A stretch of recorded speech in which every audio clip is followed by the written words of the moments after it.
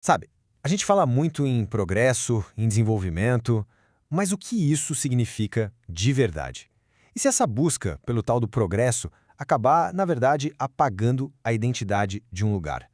Para a gente entender melhor esse dilema, que é super complexo, vamos mergulhar na história de uma cidade. Então, para começar, vamos direto ao ponto com a pergunta que guia toda a nossa análise aqui. Será que o desenvolvimento, ele representa o indivíduo? Parece simples, né? Mas essa é uma pergunta que força a gente a ir além dos números, dos gráficos de crescimento e a se perguntar, tá, mas quem é que ganha com tudo isso? Quem se beneficia de verdade? E para tentar responder essa pergunta, nossa jornada hoje nos leva para um lugar específico, a cidade de Montes Claros, lá no norte de Minas Gerais. A história de lá é um exemplo perfeito, um estudo de caso mesmo de como forças externas podem moldar uma comunidade inteira, muitas vezes de fora para dentro. Bom, toda cidade tem aquela história de fundação, né? Quase sempre parece uma lenda, uma epopeia. E para entender Montes Claros, a gente precisa começar justamente por aí, por essa versão mais, digamos, romantizada da história. Olha só, a história oficial parece até roteiro de filme de aventura. Fala de homens destemidos e valentes, tipo os bandeirantes Fernão Dias Pais, Matias Cardoso e, claro, o fundador, Antônio Gonçalves Figueira. A história que contam é que ele foi parar lá meio que por acaso, numa busca que não deu certo por esmeraldas. É aquela imagem clássica do desbravador, do herói, sabe? E o interessante é que esse começo foi lento, tinha um ritmo próprio. Pensa bem, em 1691 nasce a Fazenda Montes Claros. Aí leva quase 140 anos para o lugarzinho virar a Vila das Formigas. E só em 1857 é que vira oficialmente a cidade de Montes Claros. É um crescimento bem orgânico, de dentro para fora. Mas aí, tudo muda. Uma força externa chega e vira o jogo completamente. Esse é o grande ponto de virada na história da cidade, a chegada da ferrovia. E ela não trouxe só os trilhos e o trem, não. Ela trouxe uma visão de mundo completamente nova, uma ideia importada do que era progresso. A gente está falando do ano de 1926. A chegada do trem ali foi muito mais do que só uma melhoria na logística, entende? Foi a chegada de uma promessa, a promessa de finalmente conectar o sertão, que era visto como um lugar isolado, atrasado, ao tal mundo civilizado, ao ritmo da indústria, do dinheiro. E olha que interessante essa citação, ela captura perfeitamente o espírito da época. 10 anos antes dos trilhos chegarem, o Urbino Viana já escrevia que a ferrovia era a legítima e talvez única aspiração do sertanejo. Ou seja, não era só um monte de ferro e madeira, era a própria ideia de progresso se tornando realidade. Então, essa ideia de progresso não nasceu ali do nada. Ela veio com uma bagagem ideológica bem pesada.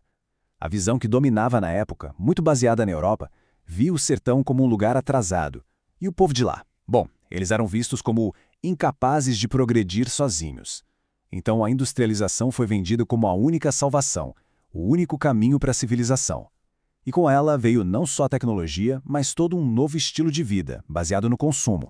E essa imagem aqui resume perfeitamente o choque de mundos. Pensa assim, de um lado, a gente tem a lógica do sertão, um jeito de viver baseado na ajuda mútua, na reciprocidade, em plantar para comer, na subsistência, um ritmo de vida próprio. E do outro lado, a lógica industrial, movida a capital, a consumo, a integrar todo mundo num grande mercado nacional. Não eram só dois modelos diferentes, eram dois mundos batendo de frente. E o ponto é, essa batida não foi um acidente de percurso, foi um projeto, uma transformação planejada, empurrada de cima para baixo, com políticas de governo que tinham um objetivo muito claro: construir um motor econômico totalmente novo para aquela região. A meta era simples: plugar o sertão na tomada da economia do país. E para fazer isso acontecer, o governo federal criou umas agências de desenvolvimento superpoderosas, com muito dinheiro e poder para, literalmente, redesenhar a economia da região. E a principal dessas agências, a mais famosa, foi a SUDENE, que é a Superintendência de Desenvolvimento do Nordeste. A missão dela era bem direta: usar a máquina do Estado para acelerar a industrialização a todo custo. Porque, na época, essa era vista como a solução para acabar com as desigualdades. E, adivinha? Montes Claros estava bem no meio do furacão dessa estratégia. Dá uma olhada nesse mapa, porque ele mostra tudo. É a prova visual do que aconteceu. Ele mostra como Montes Claros foi, religada.